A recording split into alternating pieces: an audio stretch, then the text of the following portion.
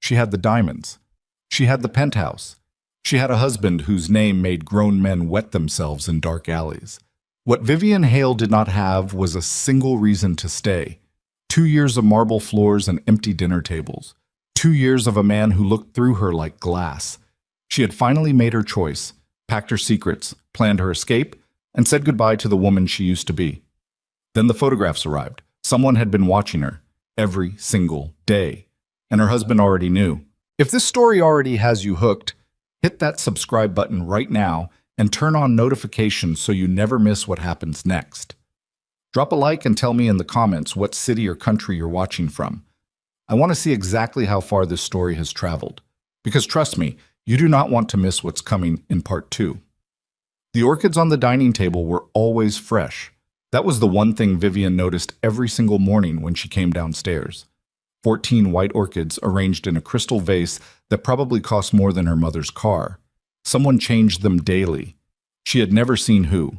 They simply appeared, perfect and odorless, in the center of a table that seated 12 people and was almost never used for anything other than collecting silence. Vivian stood at the bottom of the staircase and stared at them for a long moment. Then she picked up her coffee from the silver tray the housekeeper had left on the sideboard and walked past the orchids without touching a single one. She had learned not to touch things in this house that weren't hers. 2 years, 3 months, and 11 days. She knew the number because she had stopped counting the good days a long time ago and started counting everything else instead. The number of dinners Dante had eaten in his office, the number of phone calls that ended the moment she walked into a room, the number of times she had reached across the bed in the middle of the night and found nothing but cold sheets and the faint smell of his cologne still pressed into the pillow like a ghost that had already moved on. She carried her coffee to the window that faced the garden. Outside, 2 men in dark suits stood near the iron gate with their hands folded in front of them. They weren't gardeners, they didn't pretend to be. Vivian had stopped pretending not to see them a long time ago. This was her life. Beautiful, controlled, suffocating. She had grown up in a small town in Ohio where people left their screen doors unlocked and argued about whose turn it was to host the church potluck. She had been 24 years old, working as a paralegal at a firm that smelled like old carpet and burned coffee, when a client walked in and rearranged every atom of her future without even trying. Dante Valieri had not tried to charm her. That was what she remembered most. Every other man she had ever known had tried. With jokes, with compliments, with that particular kind of nervous energy that men got when they wanted something. Dante had simply looked at her across a conference room table and said, "You're the one who filed the Hartley motion." Not as a question, not as flattery, just as a statement of fact, like he was confirming the location of a city on a map.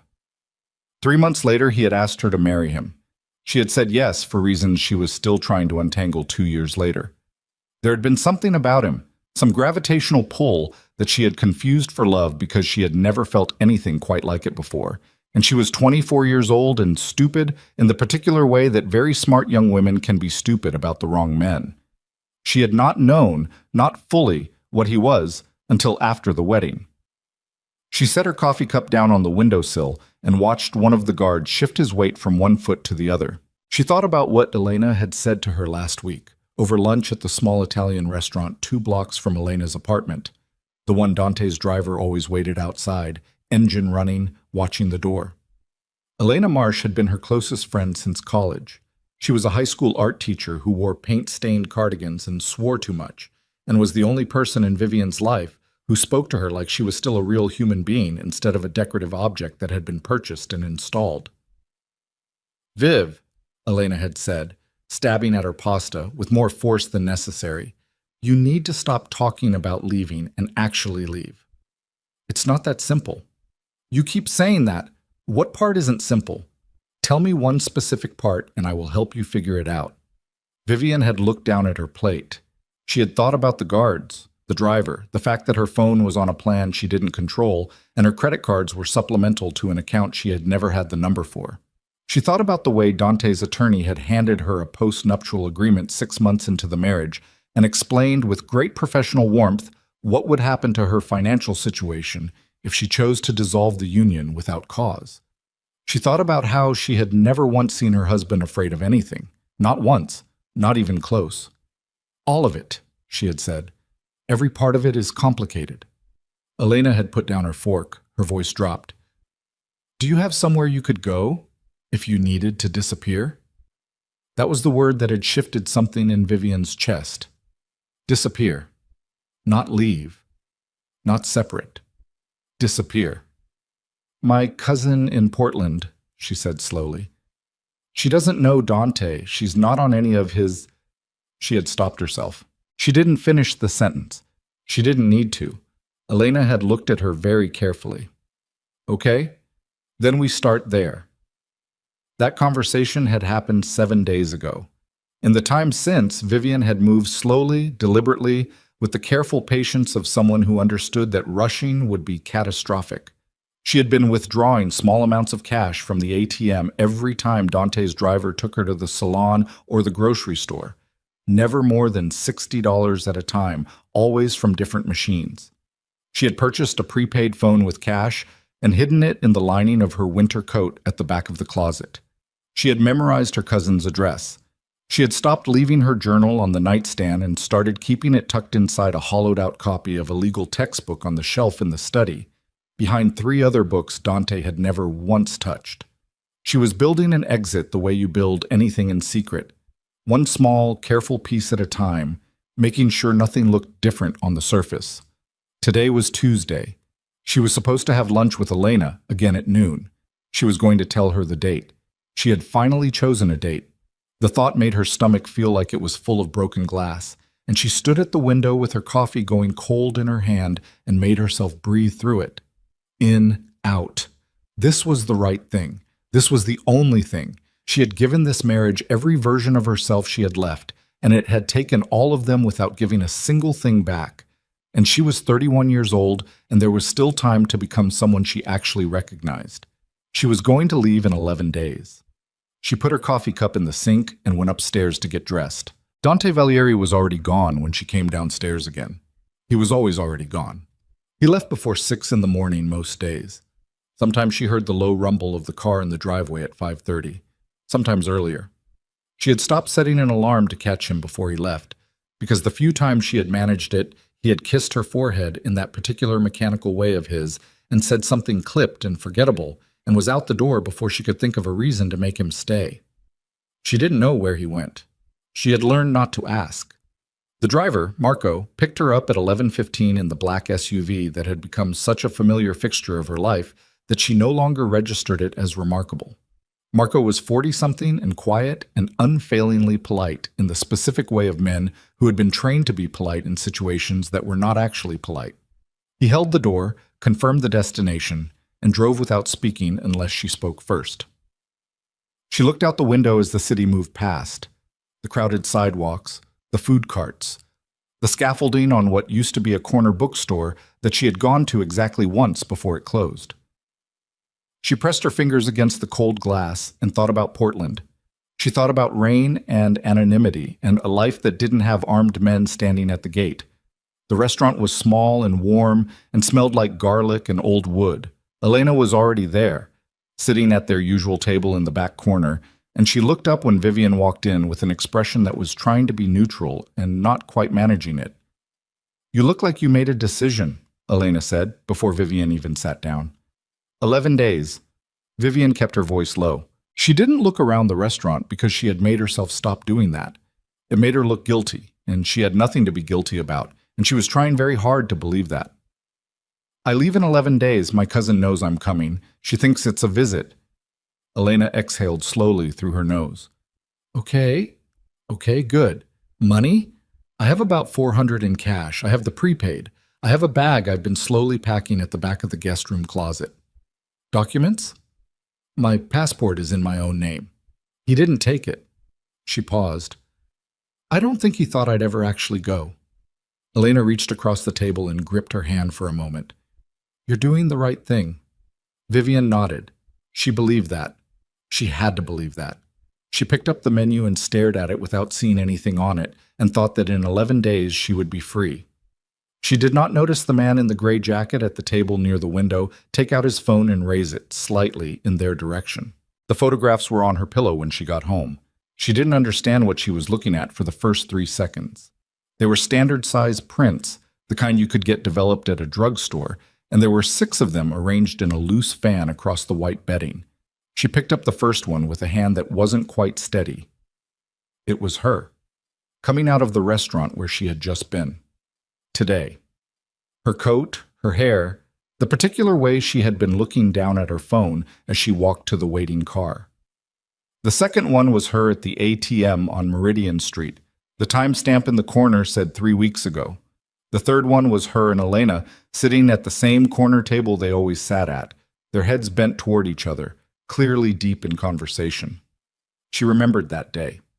They had been talking about the winter coat, the one with the phone in the lining. The photo was taken from outside the window.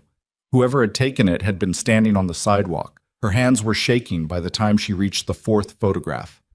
It was the guest room closet, open. Her carefully packed bag sitting on the floor exactly where she had left it, zipper half open, showing the corner of her passport. Someone had been inside this house, inside this room, inside her plan. She sat down on the edge of the bed because her legs were not going to continue holding her up, and she stared at the photographs laid out across the white duvet, and she felt the careful architecture of the last 7 days simply collapse. The bedroom door opened. Dante walked in. He was still in his suit, jacket on, which meant he had come from somewhere formal, or somewhere where appearances mattered, and he looked at her on the edge of the bed with the photograph spread around her, and his face did something she had never quite seen it do before. It wasn't surprise. It wasn't anger. It was something older than both of those things, and colder. "We need to talk," he said. Her voice, when she found it, was flat. "Who sent these?" "I don't know yet." "But you knew they existed." Something moved behind his eyes. He didn't answer immediately, and in that pause she felt the full weight of everything she had suspected but never been able to prove about the way this man withheld information like it was currency. "Dante," she stood up. "Did you know someone was watching me?" "I suspected," he said. "I didn't know the scope of it." "The scope of it?" She repeated the words because they needed to be repeated. She looked at the photograph of her open closet, of her bag, of her passport. "Someone was in this house." "I know." "Someone was in this room." "I know." "And you—" Her voice broke on a sharp edge, and she swallowed and refused to let it go further than that.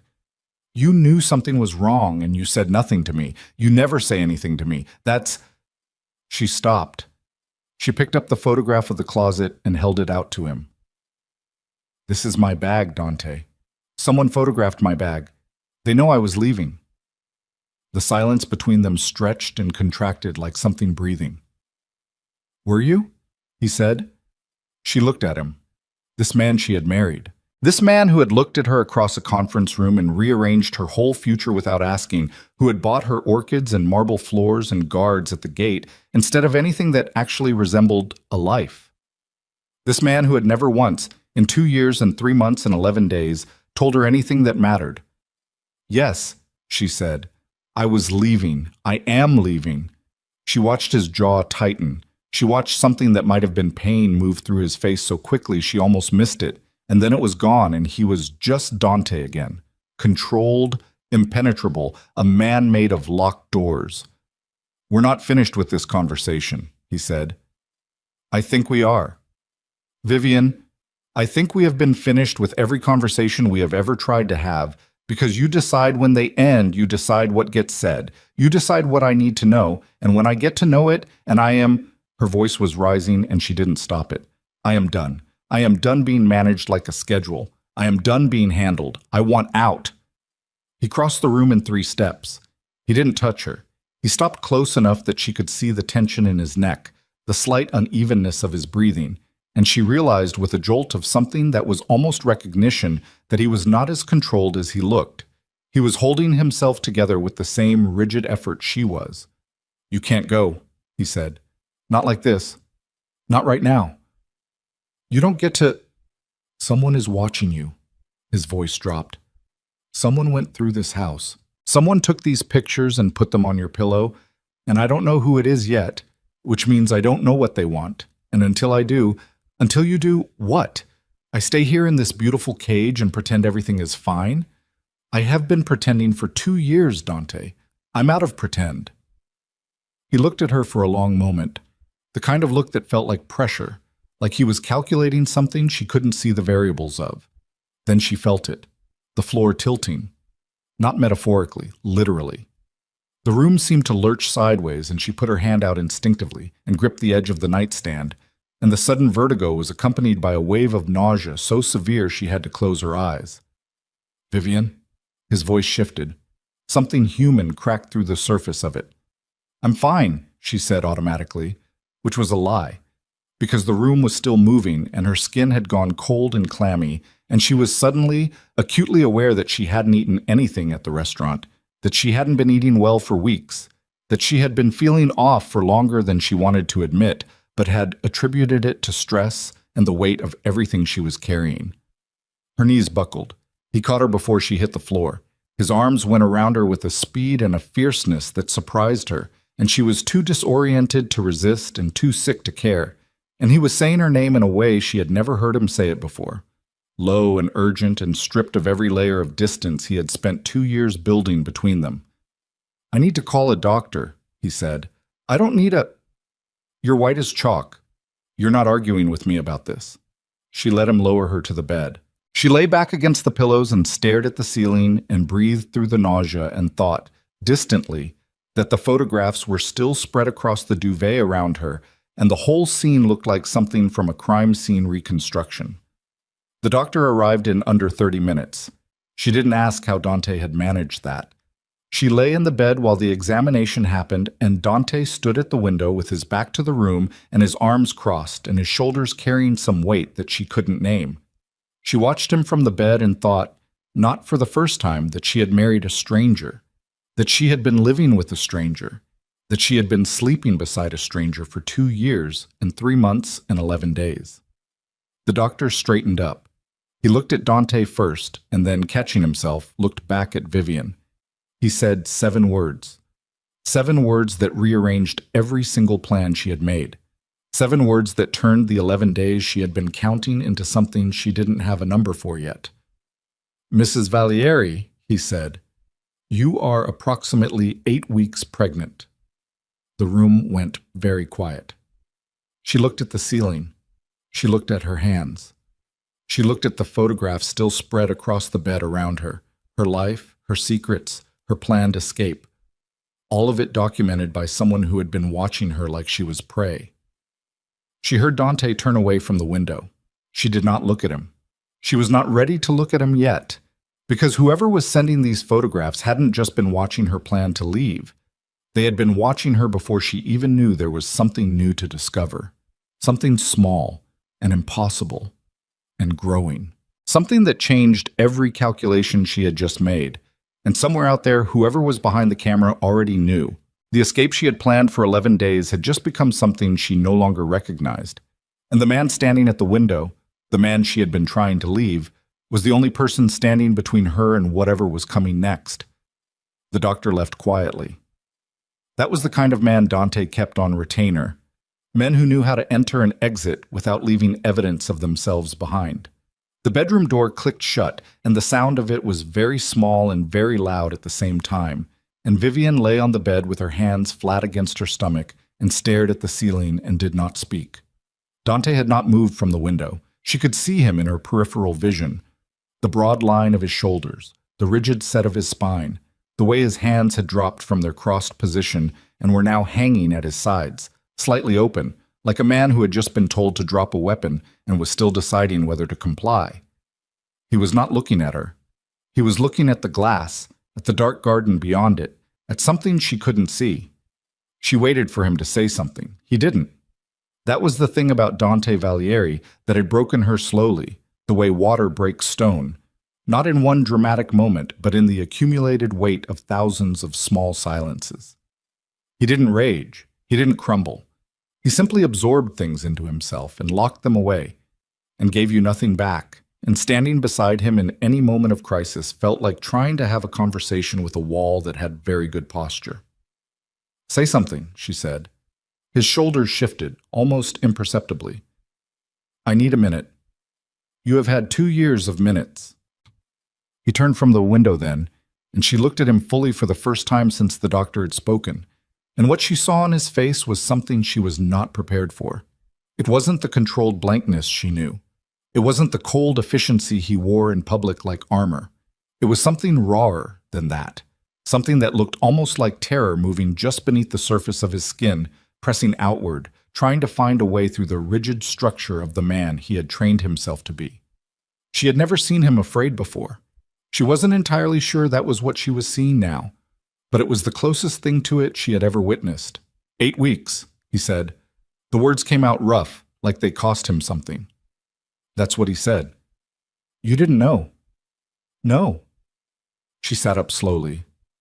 The nausea had eased slightly, but the vertigo was still there at the edges, waiting. I didn't know. I would have... She stopped. She would have what? Changed her plans? She didn't know the answer to that, and she wasn't going to pretend she did. He crossed to the chair near the window and sat down, which surprised her because Dante almost never sat unless he was at a table, in a meeting, in a position of deliberate authority. Sitting in a bedroom chair at the end of a crisis looked almost human on him. He leaned forward with his elbows on his knees and looked at the floor between his feet. How long have you been planning to leave? He said. That's your first question. It's the one I need answered. She looked at him. The photographs were still spread across the duvet beside her. She picked up the one of the restaurant, her and Elena, heads bent, voices low, and held it up. Long enough that someone had time to document it extensively. How long, Vivian? Months. She let the word land. I have been thinking about leaving for months. I have been actively planning it for about 3 weeks. Does that satisfy you? He didn't answer. He kept looking at the floor. I want to know who sent these, she said. So do I. But you have a theory. He raised his head. I have several. Then share one. Just one. Like I'm a person you're willing to speak to. His jaw tightened. She watched it. That small mechanical tension he did when he was controlling something he didn't want controlled. There's a faction inside the organization, he said. There has been a power dispute for about 8 months. Someone wants me weakened. The easiest way to weaken me is through me. She finished it for him. She had been married to him long enough to understand the basic architecture of that logic, even if no one had ever explained it to her directly. Yes. So, someone found out I was planning to leave and they're, what? Trying to accelerate it? Trying to threaten me? What is the point of these photographs? The point, he said carefully, is that they're showing me they have access. They're showing me they can reach you, that they've already reached you. He paused. Inside this house. The implication of that settled over her like cold water. Someone who works here, she said. Someone who has access. Not necessarily staff. He stood up abruptly, like sitting still had become physically painful. I need to make some calls. Dante! Her voice stopped him at the door. We are not done. He turned, looked at her. You just found out that I'm pregnant, she said, and your first instinct is to go make phone calls. My first instinct is to protect you. Those are not the same thing. He stood in the doorway and looked at her, and she could see him fighting with himself. The man he was versus whatever was trying to get out through the cracks. Two things pulling in opposite directions with her caught in the middle. I know they're not, he said finally, and then he walked out. She sat on the bed with the photographs in her hands and the wreckage of a plan that had taken her 3 weeks to build, and she breathed through her nose slowly, and she decided that she was not going to cry. Not tonight. There would be time for that later. Right now what she needed was clarity, and crying never made anything clearer. She picked up the photograph of her closet, of her packed bag. Someone had been inside this room. She reached under the bed with one hand and felt around until her fingers found the small zippered pouch she had kept there. Just a few things. A backup plan to her backup plan. She pulled it out. It was still sealed. She unzipped it slowly and confirmed that everything was still inside. The prepaid phone, $300 in cash, a handwritten note with her cousin's address. She stared at it for a long moment. Then she put it back under the bed. Not because she had changed her mind, but because running tonight, with no plan and no stability, and a body that had just informed her of something that changed the entire landscape of every decision she had to make, running tonight would be exactly the kind of impulsive move that got women like her killed. Or worse, got them caught, which in her situation might amount to the same thing. She lay back against the pillows and put one hand lightly over her stomach. 8 weeks. She hadn't known. She hadn't felt it. Or maybe she had felt something. The tiredness, the nausea she'd been attributing to anxiety. The way food had lost all appeal over the last month, and had cataloged it under the wrong heading because she had been too focused on everything else to look at herself directly. She closed her eyes and lay in the silence of the house that was not hers, carrying something that was entirely hers, and she made herself think. She found him in the study at midnight. She had spent 3 hours in the bedroom, not sleeping, just lying there in the dark and turning things over and over until she had something approaching a position. Then she had gotten up, washed her face, changed into clothes that weren't the ones she'd been wearing through the disaster of the evening, and gone looking for her husband. He was at his desk. 3 separate phones were laid out in front of him, and a low tumbler of bourbon sat at his elbow, barely touched. He was looking at something on his laptop that he closed when she came in, which she noted and filed away. "Sit down," he said. "I'll stand." He looked at her. "Vivian, I want to talk, and I want you to actually talk back. Not give me lines. Not manage me. Talk."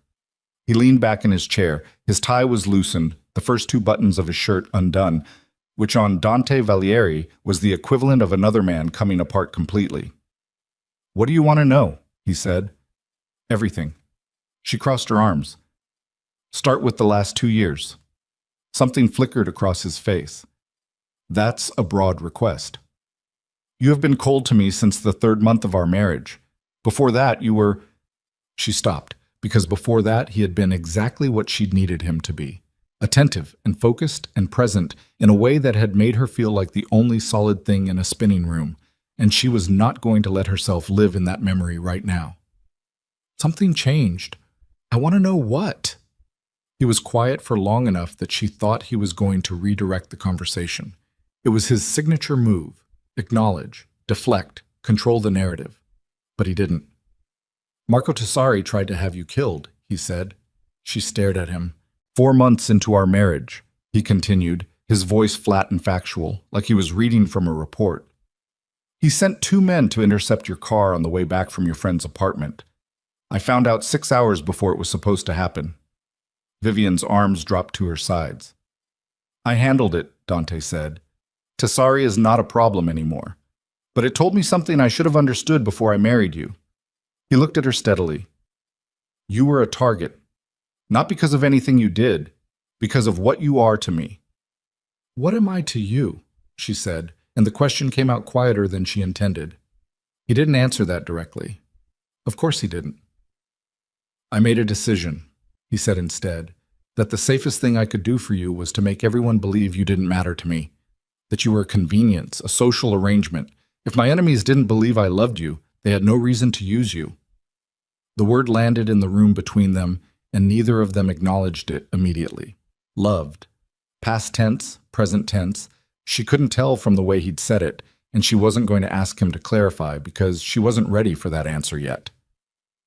"So you decided," she said carefully, "that the solution to the problem of me being in danger was to treat me like I didn't exist.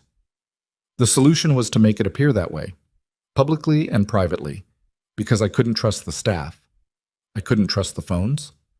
I couldn't trust any space we were in to be clean of surveillance. If I showed you warmth at home and someone was watching, it undid everything. You could have told me. You would have been incapable of performing the distance convincingly if you'd known it was a performance." She felt the anger come up fast and hot.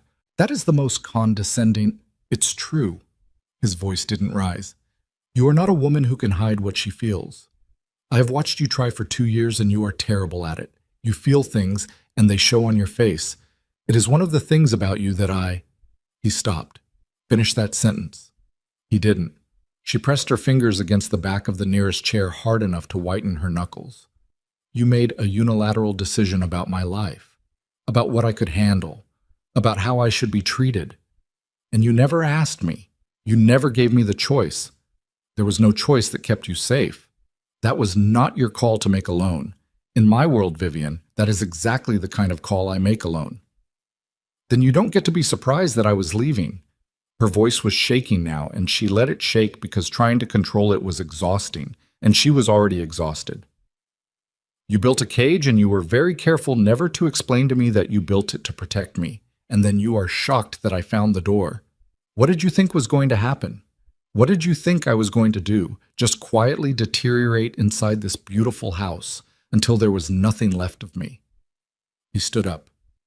I thought, he said, and his voice was rough now, the control fraying at the edges, that staying alive was enough, that I could figure out the rest later, that if I could just get through the immediate threat. And how long is the immediate threat? 2 years? 5? Forever? Is there ever a version of your world where the threat ends, Dante? Or is this just what marriage to you looks like indefinitely? He walked around the desk.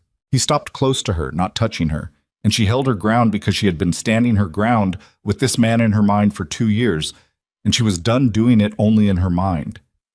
I did not know how to do this differently, he said. That is not an excuse. It's the truth. The truth is that you chose silence over honesty every single day for 2 years. Yes, and people were watching me that entire time. There were always people watching you, mine and others. And you never thought I deserved to know that. He closed his eyes briefly, opened them. No, I didn't think you deserved any of this. I thought I could keep it away from you. You didn't keep anything away from me. She spread her hands, indicating the study, the house, all of it. I have been living inside it. I just didn't know the name for it. The silence between them was different now than the silences she was used to from him. Those silences were walls. This one felt more like a wound, open, ugly, something that needed attention before it got worse. I'm pregnant, she said, and it was the first time she had said it out loud herself, and the word felt enormous in her mouth. And someone out there knows about it. That's what those photographs are about, aren't they? They're not just showing you that they can reach me. They're showing you that they know about the pregnancy too. He looked at her. They took that photo of you coming out of the restaurant today, she said slowly, working through it. The doctor came tonight. The test. She stopped. I took a test last week. At home. I didn't believe it. I threw it away. She looked at him. In the bathroom trash, in this house. His expression told her everything. They know, she said. We don't know what they know yet. Don't do that. Don't manage this. She stepped closer to him, close enough that she had to look up at him, and he had to look down at her, and there was nowhere comfortable for either of them in that proximity. They went through our trash, Dante. They're inside this house. Our baby is 8 weeks old, and someone already knows it exists, and you are standing here giving me carefully qualified statements, and I need you to tell me the truth. He looked at her for a long moment. A long-held, painful moment. Yes, he said. I believe they know. She nodded. Her hands were shaking. She pressed them flat against her thighs and breathed through it. Then we have a problem, she said. We have several. Then stop making calls and start talking to me. She held his gaze. I am not a liability you need to manage. I am your wife. I am carrying your child. And I'm standing right here in front of you telling you that I need a partner right now. Not a handler, not a security detail, not a man who makes decisions about my life in rooms I'm not allowed into. A partner. Can you do that or not? Something in him shifted. She felt it more than she saw it. Some internal structural change, like a building settling on its foundation. I can try, he said. That is not a reassuring answer. It's an honest one. She looked at him for another moment. Then she pulled out the chair in front of his desk and sat down. Then sit down, she said, and tell me everything. Names, threats, all of it. Every piece of information you have been keeping from me ends tonight. He came back around the desk slowly, sat down across from her. She watched him look at the closed laptop, at the phones, at the tumbler of barely touched bourbon, at all the instruments of the life he had been living without her. And then he looked at her. He opened the laptop. He turned it to face her. On the screen was a surveillance photograph, high resolution, taken from a distance through what looked like a long lens. It showed a man she didn't recognize, 50s, heavy-set, exiting what appeared to be a private building. And next to him, laughing at something he had just said, was a woman. A beautiful woman. Dark hair, red dress, the kind of easy confidence that made people look at her in rooms. Vivian had seen her before. She had seen her in the photograph in Dante's office, the one she had always assumed but never asked about, the one that had sat in her chest like a splinter for months, quiet and constant and painful. "Who is she?" Vivian said. Flat, controlled. "Her name is Celeste Romano." There it was. "And what is she to you?" She was an informant inside the Maranzano operation. She spent 3 years providing intelligence that helped me dismantle half their network. He paused. "She is not, and has never been anything other than that." Vivian looked at the photograph, at the way the woman laughed at something the unknown man had said, open, unguarded, the laugh of someone who felt safe. The man with her, Alberto Faro, head of internal operations for the family. "Which means," Dante said, his voice dropping into something very quiet and very controlled, "that the conspiracy is not outside the organization. It's inside. It has always been inside." He closed the laptop. "Celeste got me this photograph 6 weeks ago. That is what she has been doing. Not—" He stopped. He looked directly at her. "She was never anything else, Vivian. I need you to understand that." She held his gaze. "I understand it. But you don't believe it entirely. I believe you are telling me the truth right now. Whether I believe you have always told me the truth is a separate conversation." He accepted that with a slight nod, which was more than she expected. "Barrow has access," he said, "to this house. Not direct access. He doesn't have keys, but he has people. He has had people embedded for months. That is how someone was inside this room." His voice had gone to something like iron. "I didn't know the depth of it until tonight." "So what do we do?" He looked at her, and in that particular look was something she recognized. Not from him, but from herself. The look of a person who had been carrying something enormous alone for a very long time and had just been given, for the first time, the option of setting it down and asking for help. "I move you," he said, "tonight. There's a property outside the city. A safe house, mountain location, minimal staff, fully secured. You leave tonight, and you don't come back until I have dismantled whatever Pharaoh has built inside this operation." She thought about it. She thought about Elena, about Portland, about 11 days and $400 in cash and a bag in a guest room closet that a stranger had already photographed. She thought about the 8 weeks of life that existed inside her, that she had not chosen and could not unfeel, and that already, terrifyingly, felt like something she would destroy herself to protect. "I'm not going to a safe house alone," she said. "I'll have people—" "I'm not going alone, Dante." He was quiet. "You want me to trust you," she said. "Then act like someone who deserves to be trusted. Come with me, at least for the first few days.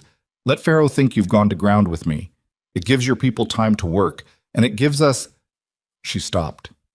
"It gives us time to figure out whether there is any version of this marriage that survives what you just told me."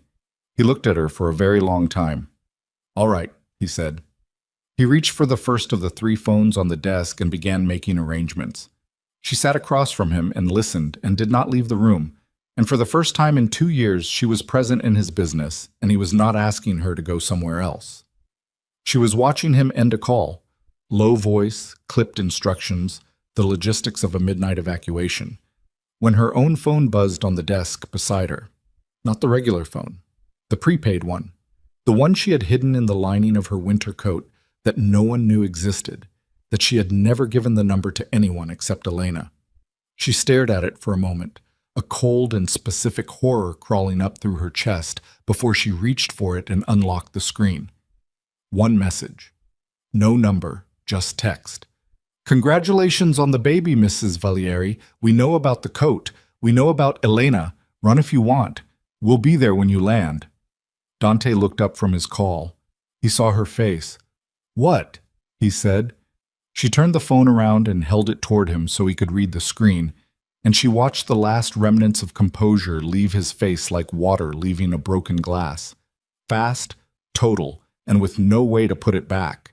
Whoever was doing this hadn't just gotten to her house.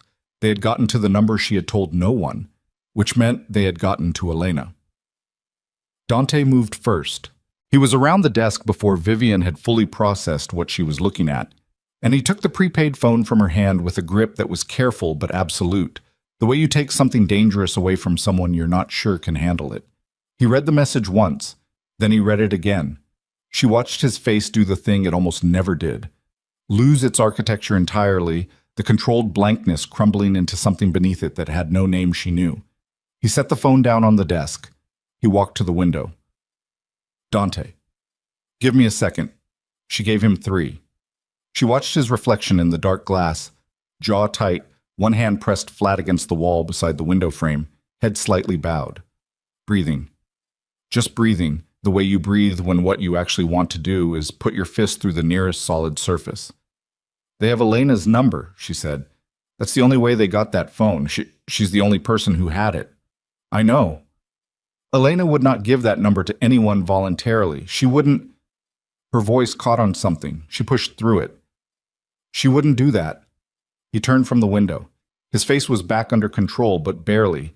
She could see the effort it cost him, the visible labor of reconstruction. We don't know what happened. We don't know if she gave it willingly. The implication of that stretched out in front of her, and she refused to look at the full length of it. I need to call her, Vivian said. She reached for her regular phone. He put his hand over hers before she could pick it up. No. Dante, if something has happened to her, if you call her and they're monitoring her phone, you confirm the connection. You confirm she matters to you.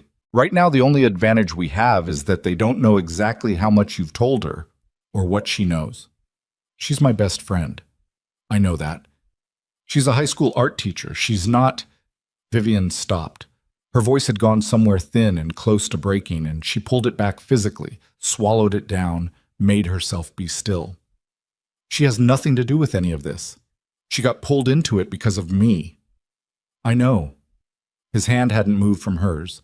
She looked down at both their hands on the desk, and then she looked up at him and said, very carefully and very clearly, if something happens to Elena because of me, because of this, because of you, I will never forgive you. I want you to understand that before we go any further. He held her gaze. Understood. She pulled her hand out from under his and stood up. Then let's go, she said. He nodded once. He picked up the first phone and started making calls again, and this time his voice was different, lower, faster, with a hard edge underneath it that she hadn't heard before, names she didn't recognize, instructions she could only partially parse. She went upstairs and changed into practical clothes, jeans, flat boots, a dark jacket, and she took the prepaid phone and the zippered pouch from under the bed, and she put them in her pocket. She did not take the packed bag from the guest room closet.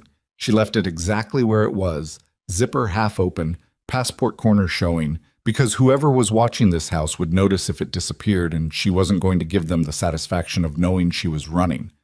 She took nothing that looked like she was leaving. She left looking like she was going to bed. Marco was waiting at the side entrance with a car she hadn't seen before. Not the black SUV, but something older, lower, darker, with plates she didn't recognize. Another man sat in the passenger seat whose name she didn't know and whose face she memorized anyway, because that was the kind of evening it had become. Dante came out behind her and put his hand on the small of her back, and the gesture was so unexpectedly natural, so unlike anything he had done in 2 years, that she almost stumbled on the single step down from the door. Watch it, he said, quiet, close to her ear. I'm fine. She wasn't fine.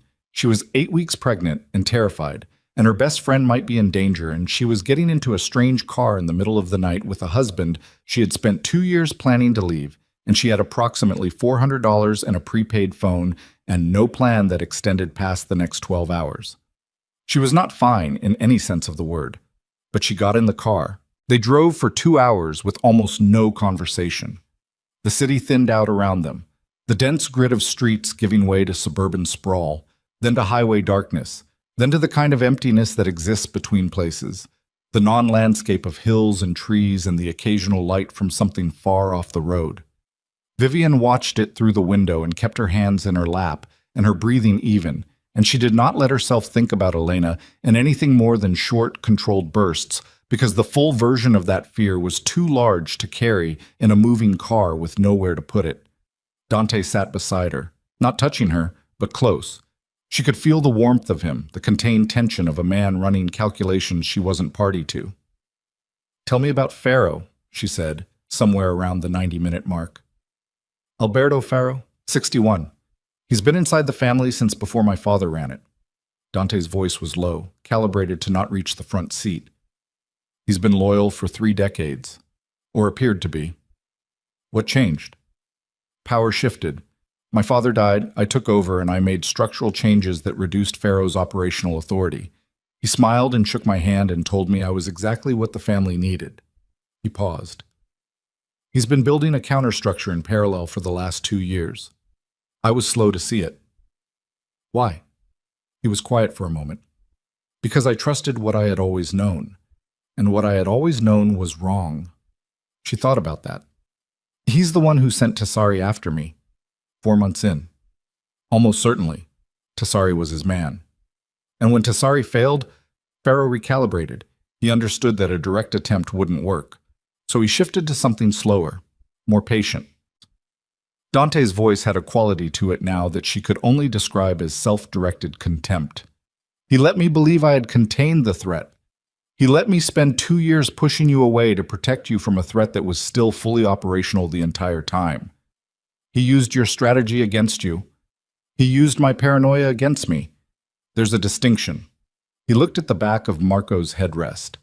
"I spent 2 years treating you like you were already a target, which, to anyone watching, confirmed exactly how much you matter to me. The performance of distance became its own kind of evidence." Vivian absorbed this. "So all of it was pointless. All of it was wrong," he said. "There's a distinction there, too." She turned back to the window. The hills were darker now, steeper, the road beginning to climb in long, slow curves. She thought about 2 years, about the dinners eaten alone, about the cold sheets and the mechanical forehead kiss, and the way she had slowly, carefully stopped expecting anything and started planning instead. "I want to ask you something," she said, "and I want an honest answer." "Ask?" "Did you ever intend to explain any of this to me? If I hadn't been leaving, if there had been no photographs, no message on the prepaid phone, was there ever a version of this where you came to me and told me the truth?"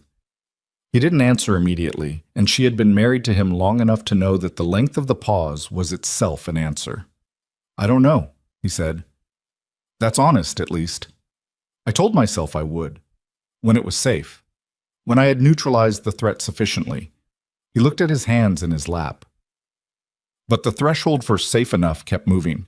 There was always another threat, another reason to wait. I think—" He stopped. "Say it."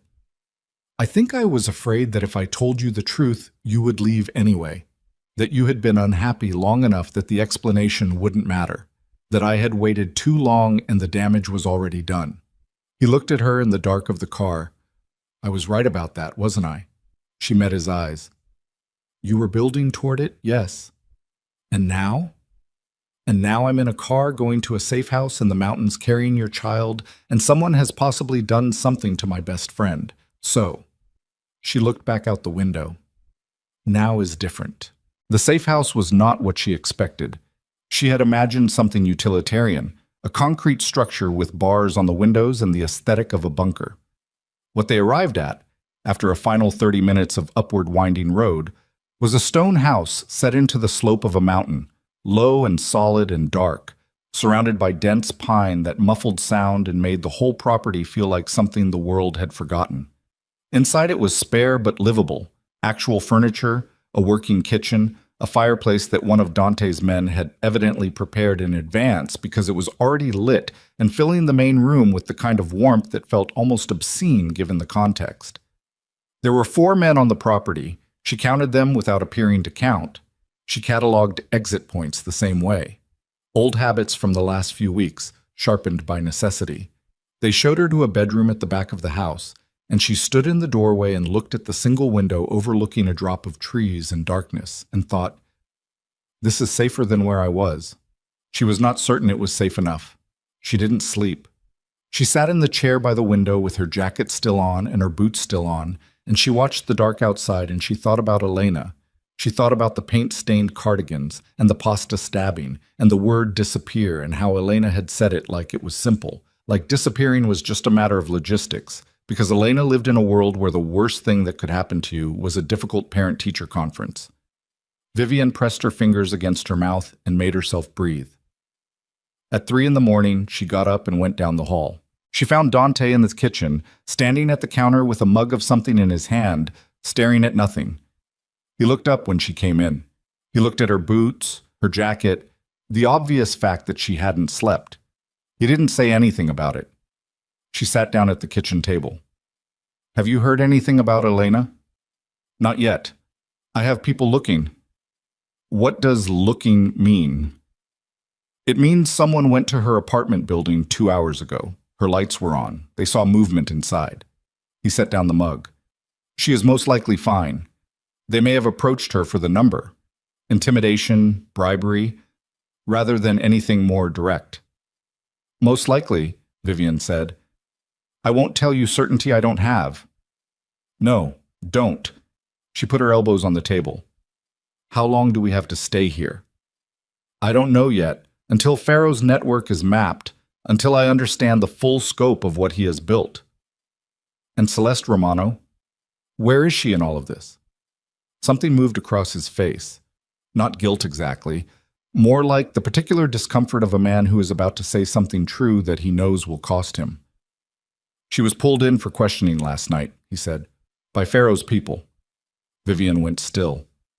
"What?" "They took her somewhere around 10 o'clock, before we left the house. I got the call while I was making the evacuation arrangements. I didn't tell you because there was nothing actionable in that moment, and I needed you focused on leaving." She stared at him. "You knew she had been taken, and you didn't tell me.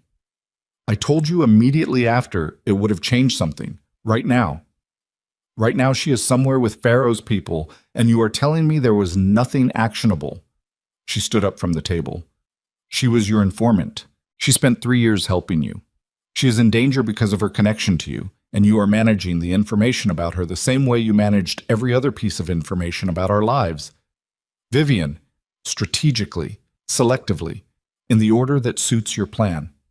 Her voice was shaking, and she didn't try to stop it this time. "You cannot keep doing this. You just told me 2 hours ago that you were going to stop. You told me you were going to be a partner, and you already—" "I was managing a crisis evacuation with 6 moving parts, and a pregnant woman who is already in shock. Don't use the pregnancy as a reason to keep things from me.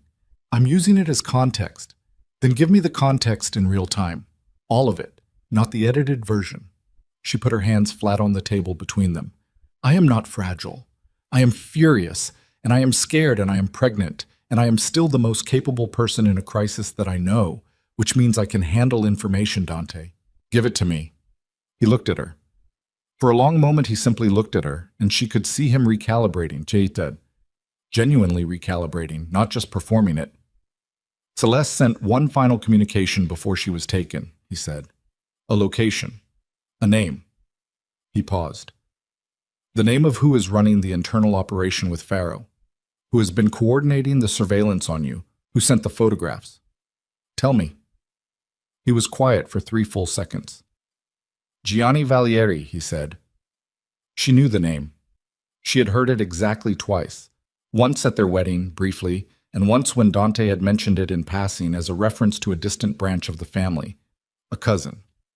Estranged. Someone she had formed no particular impression of because he had never been present enough to form one. "Your family?" she said. "Yes. Your own family has been running surveillance on your wife and threatening your unborn child." "He is not close family," Dante said, which was such an inadequate response to the enormity of what he had just said that Vivian actually laughed. A short, airless sound that had nothing to do with anything being funny. "How long?" she said. "I don't know yet. Based on what Celeste sent, at least 18 months. 18 months.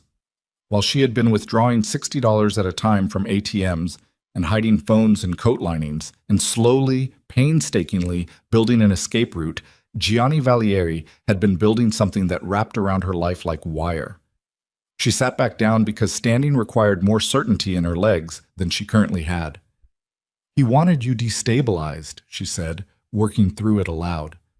"If I left, your enemies would see it as weakness. A wife who runs is a vulnerability. A marriage that collapses publicly is ammunition," Dante confirmed. "It signals fracture. It invites challenges. In my world, a man whose wife leaves him is a man whose house isn't in order, and a man whose house isn't in order is a man who can be moved against." So he was going to use my exit as the trigger. He was engineering it. The photographs weren't just surveillance, they were pressure. They were designed to accelerate your decision to leave, and then to ensure I found out in the most visible and humiliating way possible. He paused. They may have timed the disclosure to coincide with something else, a challenge inside the council, a move against my position. She pressed her fingers against her temple. And now he knows about the pregnancy. Yes. Which changes his calculation. Significantly. Dante's voice had gone to something very quiet and very dangerous. A pregnant wife who flees is a different kind of story than simply a wife who leaves. It implies the home is not just fractured. It implies it is actively harmful. It implies I'm a man whose own family runs from him. Which is exactly the narrative he wants. Yes.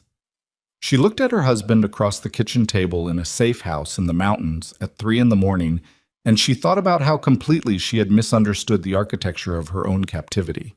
She had thought the cage was Dante. She had thought the danger was proximity to him, the damage was his silence, and the solution was distance. She had been wrong about all of it. The cage was not Dante. The cage was everything around him. The inherited structure of violence and loyalty and power that had existed long before she walked into that conference room at 24 and said yes to a man whose name she hadn't fully understood yet. The silence was not cruelty. It was a desperate, misguided, catastrophically wrong-headed attempt at protection from a threat she hadn't known was real. That didn't make 2 years of isolation acceptable. It didn't make the loneliness any less real or the damage any less done. But it was a different problem than the one she had been trying to solve. She had been trying to escape a man who didn't love her. The actual problem was that a man who did love her had made every wrong choice in how to show it, and now someone inside his own bloodline was using all of those wrong choices as weapons. "I need to know about Elena," she said. "I need to know she's safe before we go any further with any of this. I'll push for a status update right now. I want to hear it. I want to be in the room when you get it." He nodded. He picked up the phone and made the call in front of her, which was a small thing, and also not a small thing at all. She listened to the side of the conversation she could hear and watched his face, and when he ended the call, he looked at her and said, "She's home. She's unharmed. They contacted her by phone and told her to pass a message through the prepaid number. She didn't know what it meant. She was frightened, but she is physically unharmed." Vivian closed her eyes. Just for a moment. "Okay," she said. "I'm having someone post outside her building. Discreetly." "Thank you."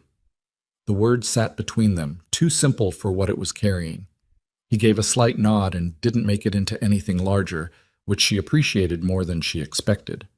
She stood up from the table again. This time her legs held. "I'm going to try to sleep," she said. "In the morning I want a full briefing. Everything Celeste sent. Everything you know about Gianni. Names, timeline, all of it." She looked at him. "And then we're going to figure out together, together, Dante, both of us, what happens next." "All right," he said. She walked to the kitchen door. She stopped with her hand on the frame and turned back.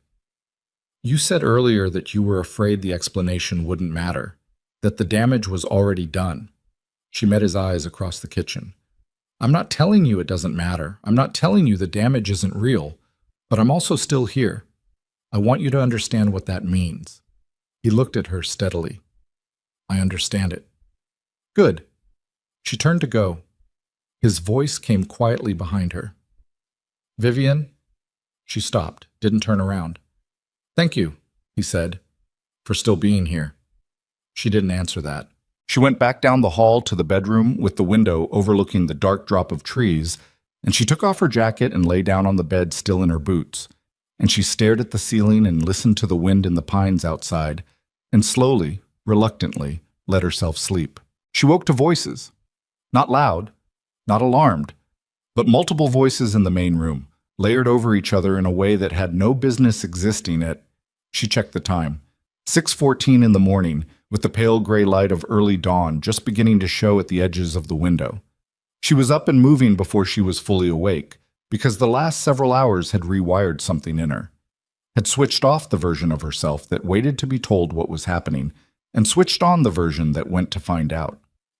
She came into the main room barefoot, jacket gone, and found Dante standing with two of his men and a third person she didn't recognize. A woman, young, dark-haired, in clothes that looked like she had been moving fast in them for some time. There was a cut above the woman's left eyebrow that had been roughly dealt with, a dried reddish smear on the collar of her coat. All four of them turned when Vivian came in. She looked at the young woman's face, and then she looked at Dante. "Who is this?" she said. "Her name is—" "Rena," the woman said. Her voice was hoarse, Italian accent underneath the English, strong. "I worked with Celeste. She sent me." She swallowed. Celeste couldn't come herself. The past tense sat in the room like a stone dropped in still water, and Vivian watched the ripples move through Dante's face, subtle, controlled, devastating. "Sit down," Vivian said to the woman. Not Dante. Her. She crossed to the kitchen, filled a glass of water, brought it back, set it on the table in front of Rena without ceremony. Then she pulled a chair out and sat directly across from her. She put her hands flat on the table and she looked at the cut above the woman's eyebrow and she said very calmly, "Tell me everything." Rena looked at Dante. An instinct, a deference to authority, old and automatic. Vivian said, "Look at me." Rena looked at her. Celeste had more than the location and the name, Rena said. She reached into the inside pocket of her coat and withdrew something. A small flash drive, silver, the kind you could buy in any electronics store. She set it on the table. She had everything. 18 months of communications, wire transfers, a record of every arrangement between Gianni Valieri and Ferro and 3 other men whose names are on there. She looked at the drive on the table. She also had something else, something she found 2 weeks ago that she did not tell Dante about because she was not certain how to. Vivian didn't take her eyes from Rena's face. What was it? Rena was quiet for 1 second. 2. The kind of quiet that precedes something that cannot be unsaid. The arrangement between Gianni and Ferro, she said. It didn't start 18 months ago. She looked at Vivian directly. It started 4 years ago, before the marriage, before Tessari, before any of it. She paused. Gianni Valieri is the one who introduced you to Dante. The room went absolutely silent.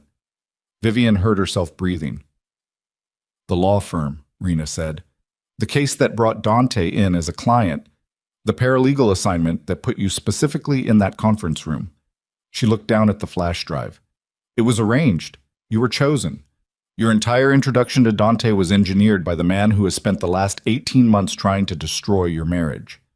The silence stretched. Vivian did not look at Dante. She could feel him behind her. Feel the absolute cessation of movement that meant he was in the same place she was, standing at the edge of something that could not be walked back from, looking down into it. She had spent 2 years trying to understand what she had chosen and why. She had spent 3 weeks building an escape from a choice she thought she had made. She had not made a choice. She had been placed.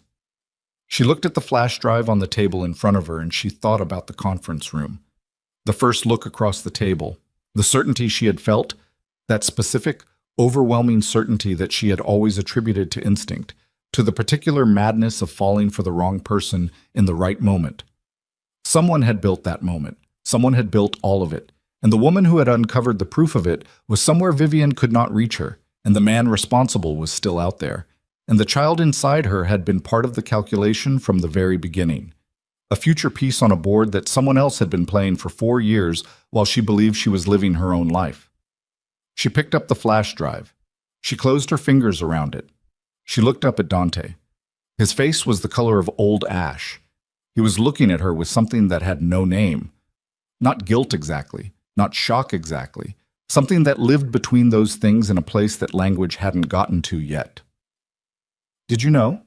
she said. "No." The word came out immediately. Unqualified. She looked at him for a long time. Then she looked back at Rena. "The 3 other names on this drive," she said. "Are any of them inside this house right now?" Rena looked at the table. Then she looked up, slowly, and her eyes moved just barely to the left, toward the hallway, toward the men who had driven them here. Vivian's hand closed tighter around the drive. Vivian didn't move. That was the thing she would remember afterward. That in the moment when everything converged, when the floor dropped out from under 4 years of her life, and a woman with a cut above her eye looked sideways at a hallway and confirmed that the danger was not outside the house, but inside it, Vivian Hale did not move. She did not gasp. She did not look toward the hallway. She kept her eyes on Rena's face and she breathed once, slowly, through her nose, and she thought with a clarity that surprised her. "Don't show it." She set the flash drive down on the table. She pushed her chair back. She stood up and stretched her arms above her head like a woman who had slept badly and was working out the stiffness. And she said to no one in particular, "I need coffee." And she walked to the kitchen counter and filled the kettle from the tap and set it on the burner, and every movement was deliberate and unhurried and cost her more than she had known she had to spend. Behind her, she heard Dante say, "Rena, when did you last eat?" "Yesterday morning." "There's bread. Sit there." He was doing it too, matching her register, keeping the surface of the room ordinary. She turned from the stove to look at him, and he was looking back at her. And in the space between them passed something that was not a word and not a touch, and not anything she had a name for, but it was the first completely honest communication they had managed in 2 years. And it happened in total silence, while a woman with dried blood on her collar sat at the kitchen table, and 2 of Dante's men stood in the hallway 30 feet away. She mouthed one word at him. "Which one?" He crossed to the counter beside her under the pretense of opening a cabinet. He took down a loaf of bread and set it on the cutting board, and his left hand moved once, a small, almost imperceptible gesture toward the left side of the hallway. One finger extended. Then still.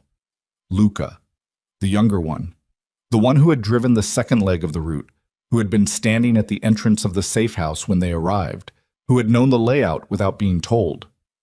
She turned back to the kettle. Her hands were completely steady, which was remarkable and also meant nothing, because her heart was doing something inside her chest that had no relationship to steady. It was hammering in a way she could feel in her throat, her ears, the tips of her fingers wrapped around the edge of the counter. She thought, the flash drive. If Luca knew what Rena was carrying, the priority was the drive. If the priority was the drive, then the first move would be to separate Rena from it. She had set it on the table. She needed it back in her hand before anyone made a decision she couldn't reverse. She picked up a mug, moved back toward the table. She set the mug down beside Rena, and in the same motion palmed the flash drive off the table so smoothly that even she was not entirely certain it had happened. And she stood at the counter with her fist closed around a piece of metal the size of her thumbnail that contained 4 years of evidence, and she breathed. The kettle began to build toward boiling. Dante said, behind her, at a completely normal volume, "Luca, come here." She didn't turn around. She heard footsteps from the hallway. One set. She heard Luca enter the kitchen and stop. She heard the specific quality of the silence that followed, and she understood, without seeing it, that Dante had just looked at Luca in a way that required no further explanation of what he knew. Then everything happened at once. Not slowly, not cinematically, fast and ugly and wrong-shaped the way violence always is in real life.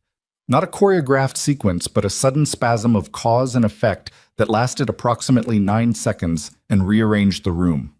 Luca moved first. She heard it, the scrape of a boot, a sharp exhale, the thick sound of a body making contact with another body. And she spun and pressed herself against the counter and got her first clear view of it. Luca was younger than Dante by at least 15 years and faster, but Dante had the specific quality of a man who had been in rooms like this one before, where the air changed texture right before someone died, and he had used the fraction of a second he had to close the distance before Luca could reach the weapon at his hip. They hit the opposite wall hard enough to knock a cabinet open. Marco came through the hallway door and read the situation in less than a second, and he went straight for Luca's right arm, the gun arm, with the practiced efficiency of someone who had done this too many times to be surprised by it. Rena had thrown herself sideways off the chair and was pressed under the table with her arms over her head. The second guard, whose name Vivian didn't know, materialized from somewhere and positioned himself in the hallway doorway. 9 seconds. Then it was over. Luca was on the kitchen floor on his stomach with Marco's knee in his back and his gun on the counter 6 feet away and his right arm cranked up at an angle that was going to leave damage. He was breathing in harsh, ragged pulls. He was 26 years old, Vivian thought distantly. She had registered his age earlier without filing it anywhere useful, and now here it was, surfacing. 26, recruited young, fed a version of loyalty that had nothing to do with loyalty and everything to do with whoever got to him first. Dante stood against the opposite wall. He had a split on his lip from where his face had connected with something during the struggle. The wall, Luca's elbow, she couldn't tell. He was touching it with the back of his hand and looking at the blood on his knuckles with an expression of complete detachment, like it was information rather than injury. "How many are outside?" he said to Luca. His voice was entirely level. Luca said nothing. "How many people does Gianni have on this property?" Silence. Marco increased the pressure on Luca's arm. The sound Luca made was short and involuntary. 3, Luca said. The word was compressed by pain. "Perimeter positions or mobile?" 2 on the road. 1 at the tree line east side. "When do they move?" 6 hours. "If I don't—" He stopped. "If you don't check in," Dante finished. He looked at the clock on the wall. 6:42. "How long ago was your last check-in?" Luca was quiet. Marco's knee shifted. 20 minutes. Dante looked at Marco. Something passed between them without words. The shorthand of men who had worked beside each other in dangerous rooms for years. And Marco nodded once and dragged Luca upright by his collar and moved him toward the back of the house. The kitchen settled into a different kind of quiet. Dante looked at Vivian. She looked back at him. She opened her fist and showed him the flash drive, still warm from her palm. He looked at it for a moment. He let out a breath. The first fully uncontrolled thing she had seen from him in hours. "Are you hurt?" he said. "No. I'm fine. Both of us." She closed her fingers around the drive again. 3 outside, 2 hours before they were expecting Luca's check-in, which means we have less than 2 hours before they know something is wrong. "Yes." "So we can't wait." "No." She looked at him and thought about something she had read once, in a life that felt very far away, about how people do not rise to the occasion under pressure. They fall to their level of training. She had no training. She had a law degree she had never used, and 3 weeks of careful, covert planning that had just been outmaneuvered by a man who had been playing this game for 4 years. But she had the drive. And she had been in a room full of men making decisions about her life for 2 years. And she had learned, if nothing else, how to watch and wait and choose the exact right moment to stop doing both. "I want to call Elena," she said. "Vivian, I'm not asking. She's going to be a target once this moves. If Gianni knows she matters to me, and he does, it's on that drive, it's in those photographs, then she needs to be somewhere that isn't her apartment before the next 6 hours happen." She held his gaze. "Let me call her. Her regular phone. Completely normal conversation. I'll tell her I need her to go visit her sister in Baltimore. She'll understand why without me saying it." He looked at her for 3 seconds. 1 minute. "Keep it casual."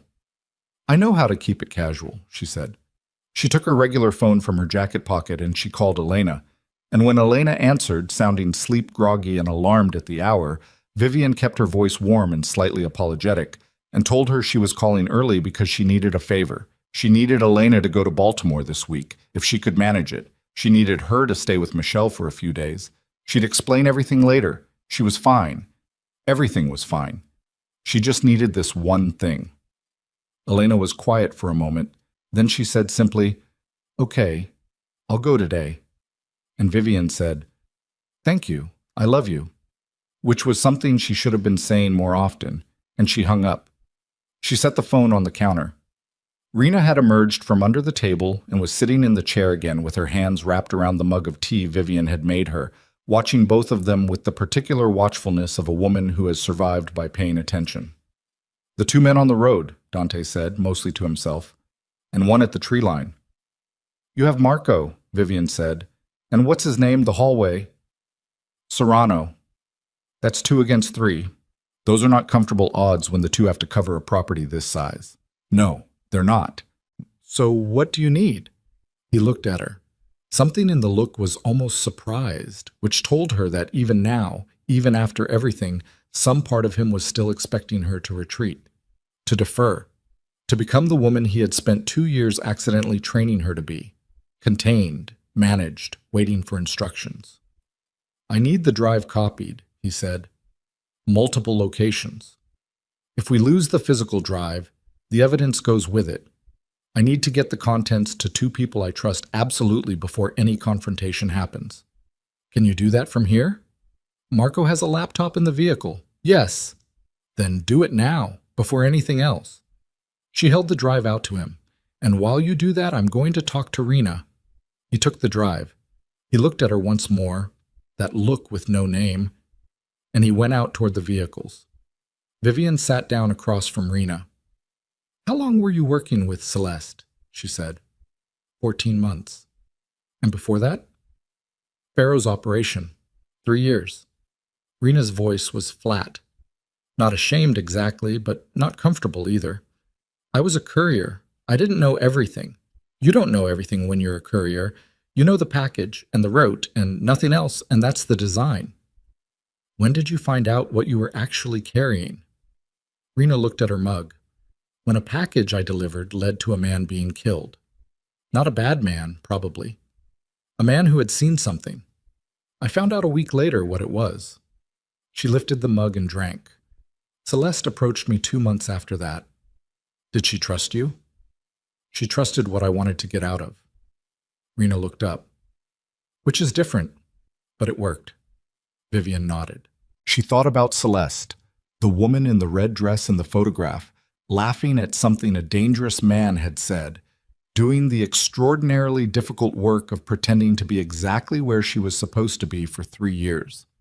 She thought about the photograph in Dante's office that had sat in her chest like a splinter. She thought about how much she had resented a woman she had never met, had never been told the truth about, had never been given any context for, and how that resentment had been one more way the silence in her marriage had caused damage that was nobody's fault and everybody's fault simultaneously. "What happened to her?" Vivian said. Rena was quiet. "Rena. Pharaoh's people took her at 10 o'clock last night. I got out of the building before they reached our floor. I had the drive because Celeste gave it to me 6 hours earlier. She said she had a feeling. She was good at feelings." Rena's voice didn't waver, but her hands tightened on the mug. "I don't know where she is now, that's honest." Vivian absorbed this. "The information on the drive. Is there anything on it that gives Pharaoh or Gianni a reason to keep her alive?" Rena thought. "She knows things that aren't on the drive. Sources, methods, contacts inside 3 other operations that Gianni has been trying to access for years." She paused.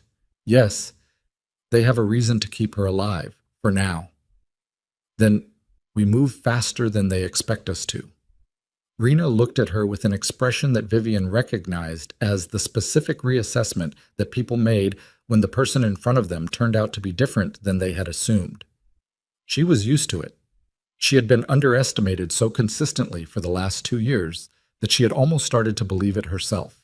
Almost. Dante came back inside. "It's done," he said. 2 copies. Encrypted. Sent to contacts on separate networks." He set the drive on the table. "We have 1 hour and 30 minutes before Luca's window closes." "Then tell me the plan," Vivian said. He looked at her. He pulled the chair out and sat down, which again surprised her. The deliberate choice to sit at her level rather than stand above it.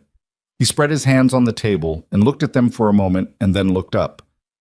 "There are 3 of Gianni's men on this property," he said. "Marco and Serrano can handle the perimeter. That leaves Gianni himself. He won't be here. He doesn't expose himself directly at this stage, but he'll have a command point, somewhere close enough to receive confirmation when his men move on the house." His jaw tightened. "I know where." How? Because there is only one property within 15 miles of this location that Gianni has access to, a hunting cabin that belonged to my father. Gianni asked for it when the estate was divided, and I gave it to him because at the time I thought it was a generous gesture and he had given me no reason to think otherwise. He paused on that, let the bitter irony of it sit for exactly one moment before continuing. He's been using it as a staging ground. That's where Celeste will be. So the priority is Celeste. The priority is neutralizing the threat. Dante. She held his gaze. Celeste risked her life for 3 years to get you that drive. She is currently being held by the people who want to destroy your family. She is the priority. Yes or no? He looked at her steadily. Yes, he said. All right. She put her hands flat on the table, mirroring him, she realized, and didn't change it. Then here's what I think. You and Marco and Serrano handle the 3 on the perimeter, quietly, before the window closes, so Gianni doesn't know his check-in failed. That buys time. Then you go to the cabin. You stay here. I stay here with Rena.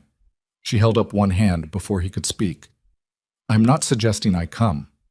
I am not built for what happens at the cabin, and I know that, and I am not going to pretend otherwise. But I'm not sitting in a room alone while the 3 perimeter guards are down, and the only people who know this location are either our allies or Gianni's. She looked at him. Give me the gun Marco took off Luca. He was quiet. I know how to use it, she said. I grew up in Ohio, Dante. My father took me to a range every summer from the time I was 12. I haven't fired a gun in 7 years, but I remember the mechanics, and I have very strong motivation to relearn them quickly. Something in his face moved. Not quite a smile. Something more like recognition. Under the table, she said. On the left side, there's a cross brace. You can tape it there. Nobody sees it unless they're looking. He looked at her for a moment longer. Then he turned to Serrano in the hallway doorway and said 2 words.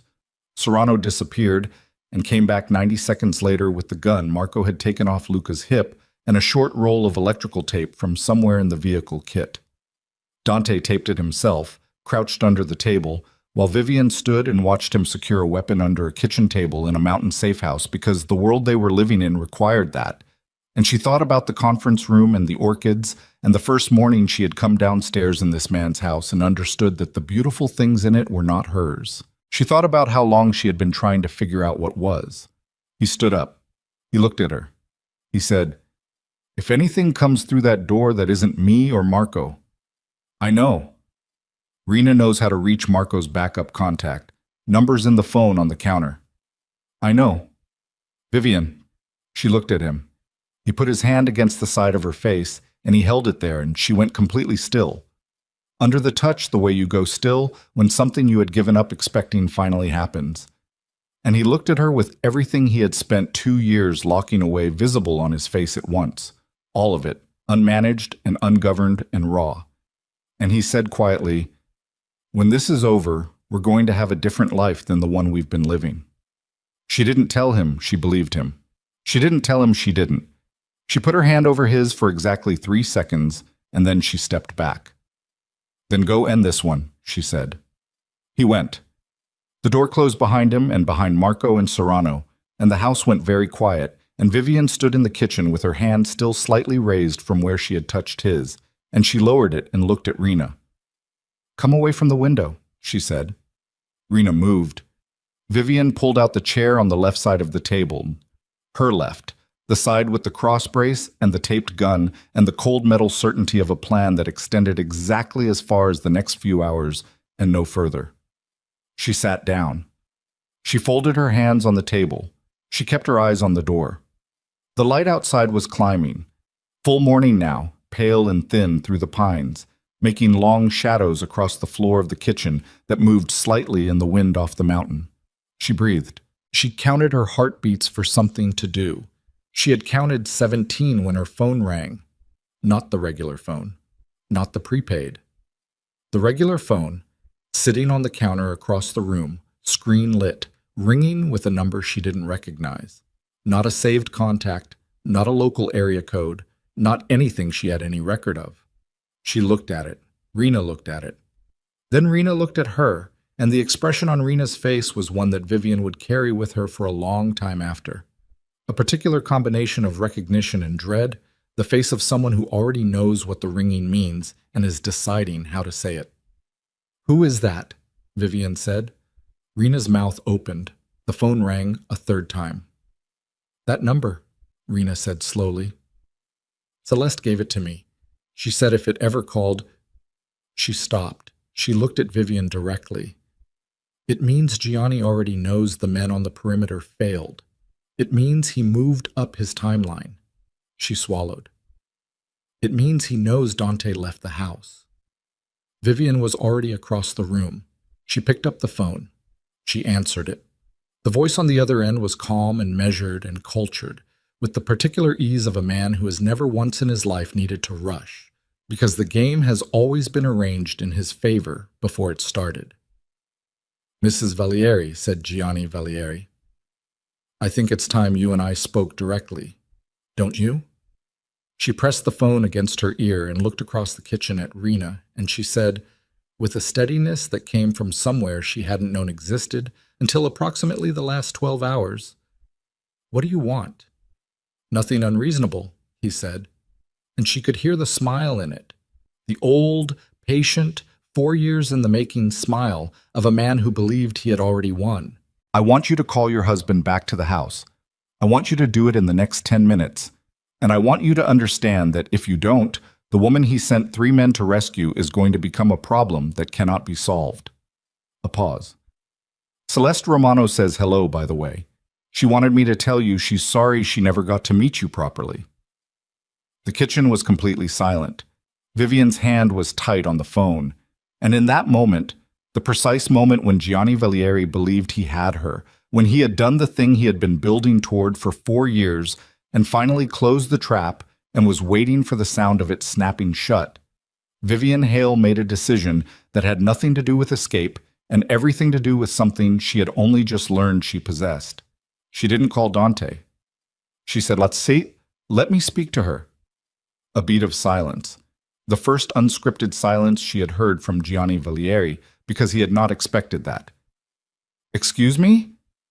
"Celeste, put her on the phone." Her voice didn't waver. "If she's there and she's alive, and this is a real negotiation, and not just you performing control you don't actually have, put her on the phone. Now."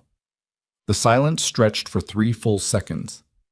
Then there was a shuffle, a sound of movement, and then a woman's voice, rough, slightly unsteady, but present and real and alive, said, "Mrs. Valieri." "Are you hurt?" Vivian said. "Nothing permanent." "Are Dante's men close?" A pause. And that pause was either the most important information she had received all morning or the beginning of a trap she couldn't see the edges of yet, and she held the phone and she breathed and she waited. "Yes," Celeste said, and the line went dead. Vivian set the phone down on the counter. She turned to Rena. "Marco's backup contact," she said. "Number on the counter. Call it. Right now. Tell them do not wait. Tell them whatever signal they were waiting for from Dante, they don't need it. They move now." She was already moving toward the table, toward the left side, toward the cross brace under the surface. "Tell them Celeste confirmed the position." Rena was already picking up the phone. Vivian reached under the table. Her fingers closed around the grip of the gun, cold and solid and real, and she peeled it free of the tape and straightened up and checked it the way her father had taught her in a field outside a small town in Ohio when she was 12 years old, and the worst thing in her life was a bad grade on a history test. The safety, the chamber, the weight of it in both hands. Outside, somewhere in the pines, she heard the first sound that didn't belong to the wind, a footstep on frozen ground, then another, coming toward the house. Vivian positioned herself to the left of the door, back against the wall, out of the direct line of sight from the entrance, in the exact spot that someone coming through that door would not immediately see.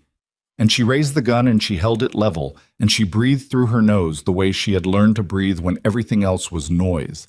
And she thought, with a clarity that felt almost like calm, whoever comes through that door in the next 30 seconds is going to find out exactly who Vivian Hale has become. The handle moved.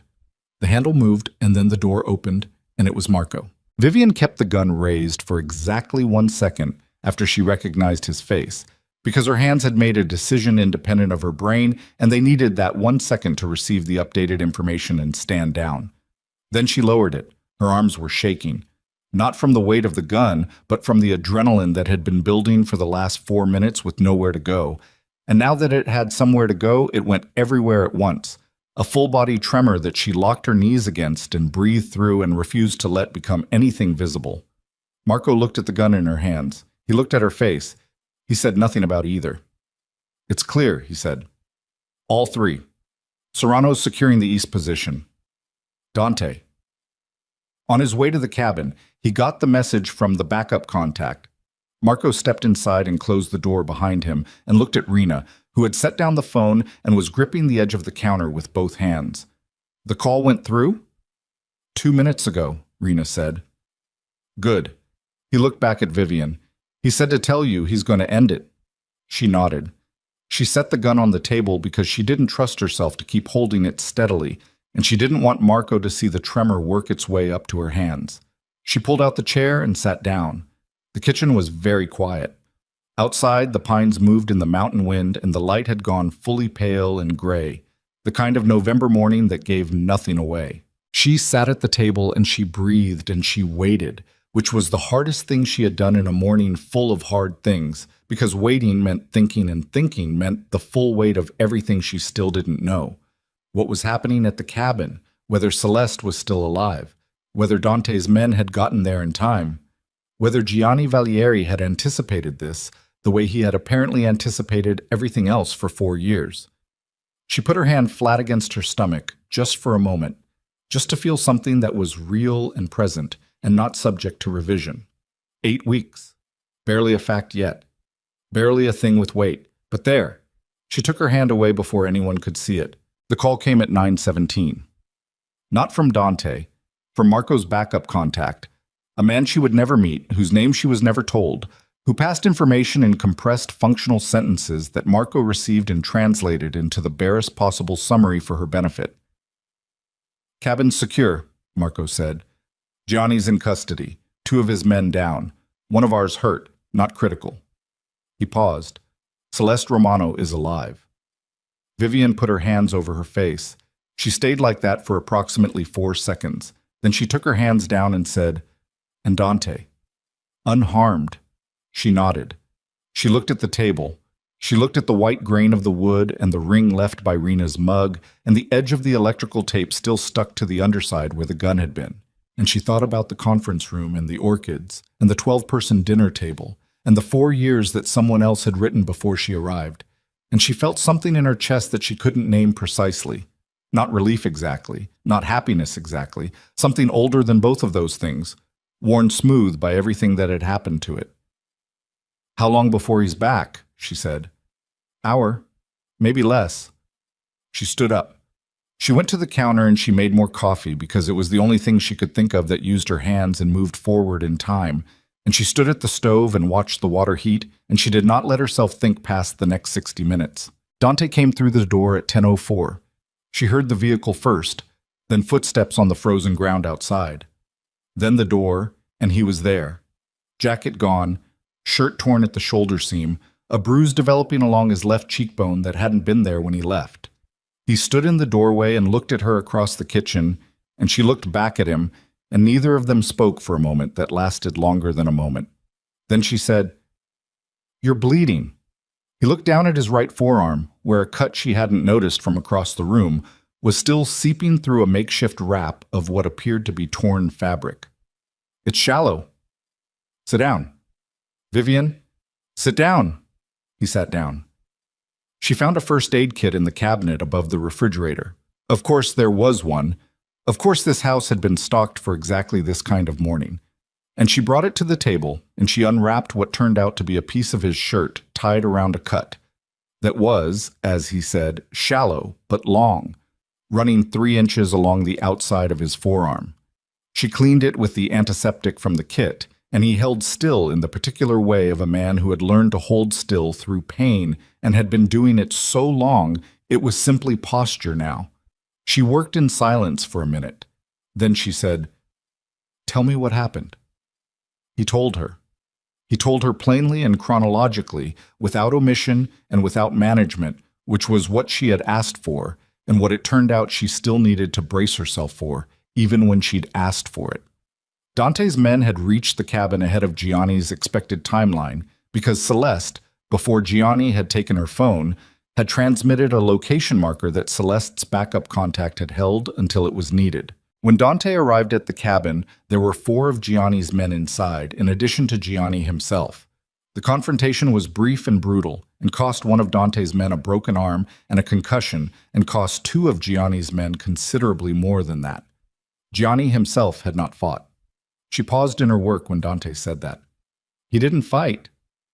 He was at a desk when we came through the door. He looked at me and he sat back in his chair and he said, "I wondered how long it would take you." She looked up from the cut on his arm. "What does that mean?" It means he had been preparing for the possibility that he would be caught. He had contingencies. He had documentation of his own, a record of communications he was prepared to use as leverage. Dante's voice was very even. He told me he would expose everything he knew about the family's operations to 3 separate law enforcement agencies if anything happened to him. The kitchen went quiet again. "So he walked away," she said. "No." Dante's jaw tightened. "He gave me the documentation, everything he had prepared, every contingency, in exchange for a conversation." "What conversation?" He looked at her hands working on his forearm for a moment before he answered. He wanted me to understand why. She finished the bandage. She smoothed the tape down at the edges and she sat back and she looked at him and waited. "He told me that my father had promised him co-leadership of the organization, that it was a verbal agreement made 15 years ago, and when my father died and the estate went to me, the agreement died with it.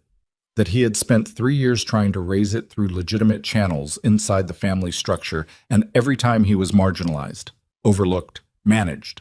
Dante paused on that word. "He said the decision to use you was not personal, that you were simply the most effective available pressure point." She was quiet for a moment. "Not personal," she repeated. His words. She thought about 4 years, about a conference room, about the particular feeling of sitting across from Dante Valieri and believing, with every atom of her 24-year-old certainty, that what she felt was her own instinct, her own recognition, her own choice. "Did your father make that agreement?" she said. Dante looked at his bandaged arm. "Probably. My father made a great many agreements he never wrote down and never intended to keep. It was a method of management he found effective." He looked up. "It doesn't justify what Gianni did, but it explains how someone who is genuinely wronged becomes willing to wrong everyone else in the process of addressing it." She sat with that for a moment. "Where is he now?" "Being held. Tonight his situation will be resolved through the family council." He paused. "He will not be a problem after tonight." She understood what that meant. She didn't ask him to elaborate because she was not going to ask him to perform transparency about things she had no desire to know the specific details of. There were limits to what she could carry, and she was learning, slowly, to locate them without shame. "And Celeste," she said. Something in his face changed. Not the control fracturing, but something underneath it softening. "She's with a medic. 2 cracked ribs. Bruising. She'll recover." He paused. "She asked about you." "She asked about me." "She said—" He stopped.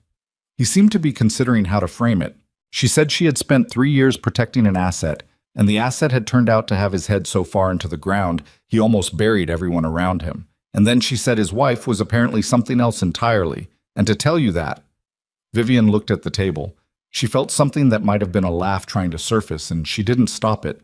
Let it come, small and genuine and slightly broken at the edges. It lasted about 3 seconds, then it was gone. "I want to meet her," she said. "I know. When she's recovered, I want to actually meet her. I'll arrange it." She nodded. She looked at her own hands on the table, clean now, the antiseptic smell fading, just her hands that had held a gun an hour ago in a mountain kitchen because the world she had married into had required it. She looked at the callus on her right thumb from years of holding a pen. She looked at her wedding ring, which she had not taken off when she packed her bag, which she had told herself was purely practical and had not let herself examine further. "I need to tell you something," she said. He waited. "I was leaving," she said. "I want you to be clear about that. Not in the way you say you were leaving something to make a point about how bad it had gotten. I had a bag and a date and a plan, and I was going. I want you to understand that it was real. I know it was real. Because I need you to understand where I'm starting from. If we're going to try to do this differently, I need you to understand that you are not getting the woman I was 2 years ago. That woman thought the distance was her fault. That woman tried very hard to be whatever she thought you needed and kept revising herself every time it didn't work." She met his eyes. "I don't do that anymore. I don't have the material for it." He held her gaze. "I don't want that woman back." "Then who do you want?" "The woman who palmed that flash drive off a table in front of a room full of people and didn't blink." He said it simply, without performance. "The woman who made the call about Elena while managing 3 separate crisis variables. The woman who positioned herself beside a door with a gun and a plan and a clear head." He paused. "The woman who cleaned a wound and asked the hard question and didn't look away from the answer." She looked at him. "That's the same woman," she said. "I know. She stopped. She thought about how to say it. "She's just done waiting for someone to notice." He reached across the table and put his hand over hers. He didn't say anything else. He didn't perform the grand gesture or the declaration or the redemption speech she might have written for him if she had been writing this story from the outside. He just put his hand over hers and kept it there. And she looked at the bandage she had put on his arm and the bruise developing on his cheekbone and the careful, deliberate way he was breathing, like a man trying to get something right that he had gotten wrong for a very long time. And she turned her hand over under his and held on. They stayed in the mountain house for 6 more days. Not because the threat remained. Marco confirmed within 48 hours that Pharaoh's network had been dismantled. The 3 council members named on the drive had been removed from their positions, and Gianni Valieri had been formally and permanently separated from any connection to the organization. He was alive. That was the most she knew and the most she asked. They stayed because it was winter, and the pines were enormous and dark, and the sky above them was the particular gray of a season that doesn't apologize for itself. And there was a fireplace in a kitchen that was not staffed by anyone except themselves, and it turned out that Dante Valieri knew how to make eggs, which she found disproportionately affecting. He made them the second morning without being asked, while she sat at the kitchen table with coffee and watched him move around an unfamiliar space with the careful attention of someone who was relearning a basic competency. And she thought about all the mornings she had stood at the window of their house watching the guards at the gate and carrying her coffee and feeling like a portrait of herself rather than the actual person. "You never told me you could cook," she said. "You never asked. That's fair." She wrapped both hands around the mug. "What else don't I know?" He turned from the stove. He thought about it seriously, which she appreciated. Didn't deflect it as small talk, actually considered the question. "I read," he said. "Actual books, not briefs or reports. I have a box of them in my office that I keep them behind the operational documents because it seemed like an irrelevant detail." He paused. "I don't know why I thought that." She looked at him. "What do you read?" "History, mostly. And—" He stopped. "Say it." "Poetry." He said it the way you say something you've been keeping in a locked room, flat and fast and watching for the reaction. "My mother read it. I started when she died and didn't stop." She held his gaze. She thought about the man she had been married to for 2 years, and the man standing at a stove in a mountain kitchen with a bruise on his cheekbone admitting he read poetry after his mother died. And she thought about how these were not 2 different men. They were the same man. She had just never been given the conditions under which the second one was visible. "Read me something," she said. "Later, if you remember something." He nodded once and turned back to the eggs, and she looked at her coffee and felt the house settle around them into something that wasn't yet comfort, but was beginning to take its shape. On the 4th day, Celeste Romano called. Vivian took the call in the main room while Dante was outside with Marco, and she sat on the couch with the phone, and she listened to a voice that was slightly hoarse and still carrying the roughness of injury, but underneath it had a quality of precision and directness that Vivian recognized and respected immediately. I've been wanting to have this conversation, Celeste said, for about a year, which sounds strange given that we've never met. You knew about me. I knew everything about you. That was the job. Know everything about everyone adjacent to Dante. A pause. I want you to know that what I saw in all those reports and surveillance logs and secondhand accounts was not what Dante was performing. Whatever he was showing the world, what the people around him observed was a man who checked your schedule every morning and rerouted his own when yours changed. A man who had the restaurant you mentioned once to a staff member quietly removed from his car service's no-go list in case you ever wanted to go there. Another pause. A man who requested a specific medical specialist be placed on permanent retainer 18 months ago because he found out through a third party that you'd mentioned to a friend you were having headaches and hadn't seen a doctor. Vivian was quiet. I'm not telling you that makes the silence acceptable, Celeste said. I'm telling you it was never indifference. I watched it for a long time, and I know the difference. Why are you telling me this? Because you're going to have a hard few months, Celeste said simply. The pregnancy, the aftermath, rebuilding something that got damaged badly under pressure. And in those months, you're going to have days when you wonder if it was real. Whether any of it was real, given how it started, given what Gianni arranged. She paused. I want you to have something real to hold on to when those days come. Vivian looked at the pine trees through the window for a moment. Was any of it real? The introduction, the case, all of it. Was there a version of it that was his and not Gianni's? Celeste was quiet for a long moment. Gianni arranged the introduction. He put you in that conference room. He could not arrange what happened after. A beat. I've seen a lot of men in Dante's world. I've seen how they look at things they want to use and things they want to keep. The difference is not subtle when you know how to look. Vivian didn't say anything. He wanted to keep you, Celeste said.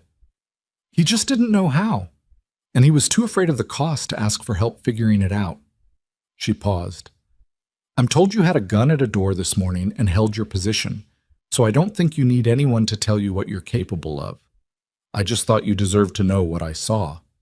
After the call ended, she sat with the phone in her lap for a long time, and she looked at the pines and the gray sky, and she thought about a conference room and a look across a table that she had always believed was hers. That had been placed, yes, but what came after hadn't been placed, couldn't have been placed, because you cannot engineer the specific gravity of one person on another.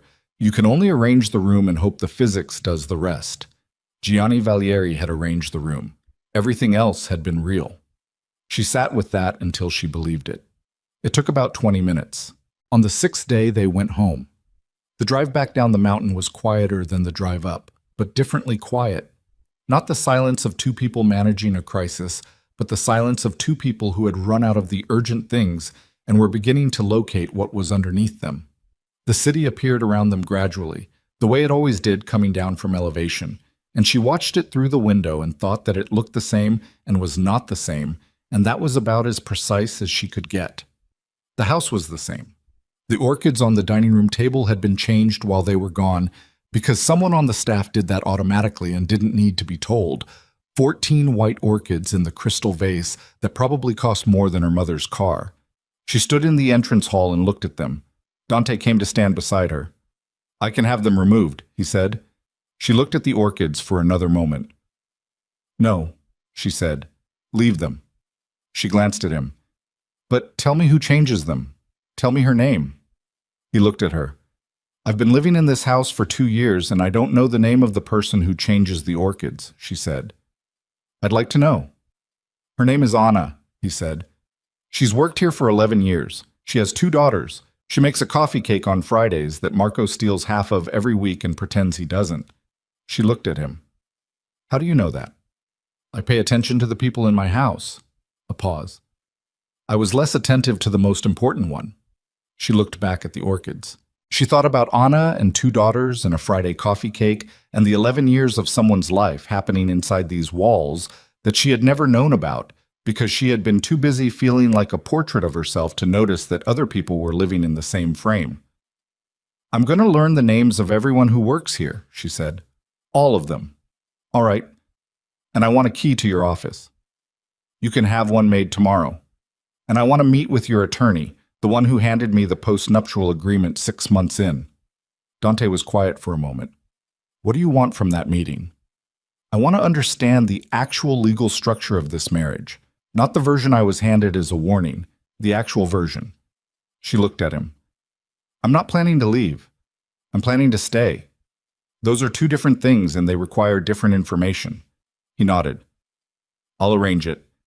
She looked at the orchids one more time, then she picked up her bag from the entry where Marco had set it, and she walked toward the stairs, and she stopped at the bottom step and turned around. "Dante." He looked at her. "Read me something tonight," she said. "That poetry you remember." Something crossed his face that she had almost never seen there. Something unguarded and younger than his actual age. A flash of the man he must have been before the structure of who he was had fully calcified around him. "All right," he said. She went upstairs. 3 years later, the dining room table seated 12 and was used for exactly that. Not every night. Not even most nights. But often enough that the room had lost the particular quality of preserved emptiness that had characterized it during the years when it was simply a space for orchids and silence. Now it accumulated the evidence of actual life. A crayon left on the corner, a water ring that Anna couldn't quite get out of the wood, no matter what she used, a crack in one chair leg from when the first of their children had discovered that chairs could be climbed and had demonstrated this principle enthusiastically before anyone could stop him. His name was Lucas. He was 2.5 years old and had his father's eyes and his mother's complete intolerance for being managed, which Vivian found simultaneously exhausting and deeply satisfying. He had been born in a hospital room where Dante had sat beside her for 9 hours without leaving and had held her hand with the same absolute grip he had used on everything important in his life. And when Lucas arrived and the room reorganized itself around the new weight of him, Vivian had looked at her husband's face and seen something she had been waiting 2 years and 9 months to see. A man with no performance left. Nothing left but the raw fact of what he felt, completely visible, completely uncontained. He had not looked away. He had looked right at her, wet-eyed and wrecked in the specific way that only the completely unexpected can wreck a man who has spent his life accounting for variables. And he had said quietly, "Thank you." She had said, "Don't thank me yet. He's going to be a nightmare." She had been correct. Their daughter arrived 16 months after Lucas, smaller and calmer and watchful, in a way that reminded Vivian of herself at an age before the world had given her reasons to perform anything other than watchfulness. Her name was Mara, and she was not yet 1 year old and already had opinions about the arrangement of objects in her immediate environment that she communicated with impressive force for someone who had not yet developed language. The house was the same house. The orchids were still on the dining room table, changed weekly by Anna, whose daughters Vivian now knew by name, whose Friday coffee cake she had started requesting specifically because it turned out it was extraordinary, and she had been living in the same house as an extraordinary coffee cake for 2 years without knowing it, which seemed like a reasonable metaphor for several things. Dante was the same man. He was not a different man. That was the thing she had learned. In the slow, unglamorous work of rebuilding something from its actual foundation, you did not get a different person. You got the same person with the walls in different places. Some of the things that had been walls became doors. Some of the habits didn't change at all, and you learned to work around them. Some of the silences remained because silence was part of how he was built, and she had stopped needing all silence to mean something was wrong. He still left before 6 most mornings. She no longer lay awake cataloging what that meant. He still made decisions without consulting her sometimes, and when she caught it, she said so directly, and he didn't argue, and it happened less often than it used to. Not never, less often. He still read history and poetry in his office after midnight when the house was quiet.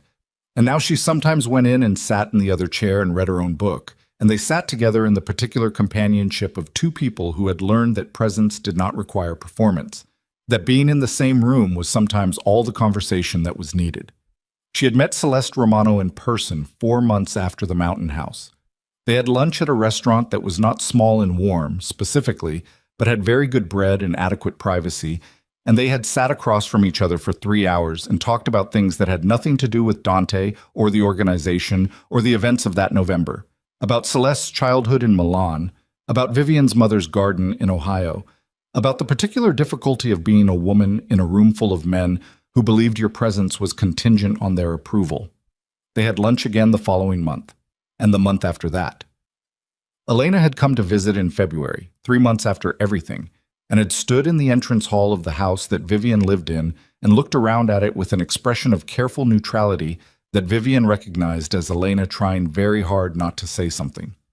They had gone to the small Italian restaurant, the one Marco's car had always waited outside, and they had sat at the corner table and ordered the pasta, and Elena had looked at her friend across the breadbasket and said, "Are you actually okay, or are you okay because you're very good at performing okay?"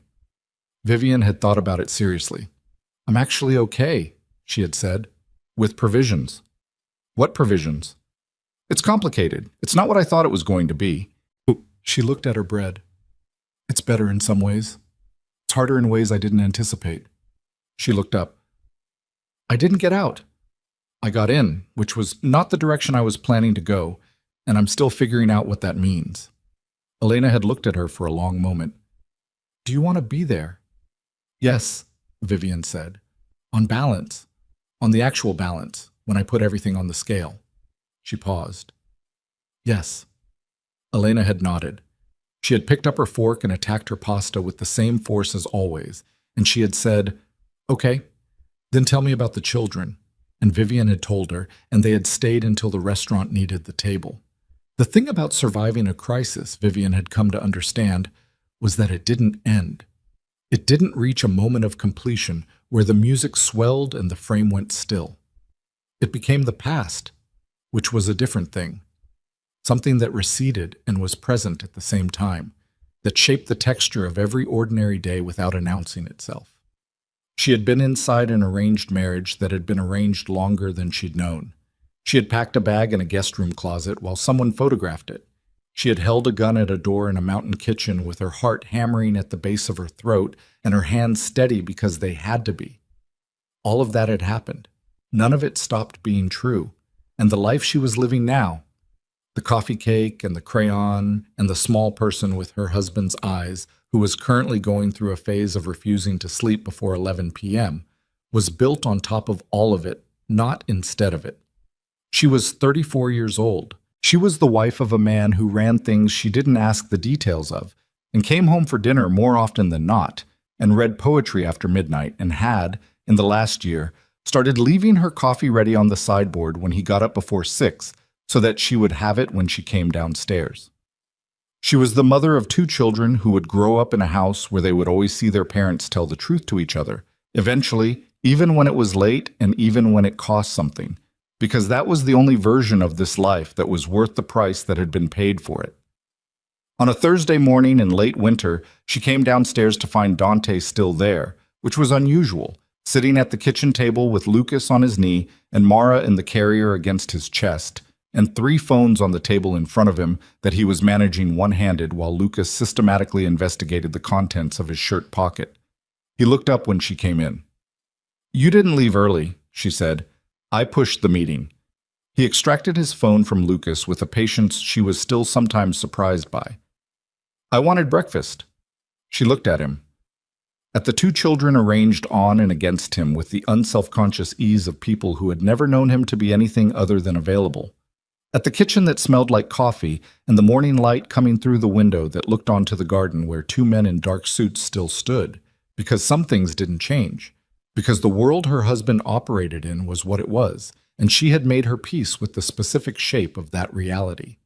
She poured her coffee from the sideboard. She sat down across from him at the table.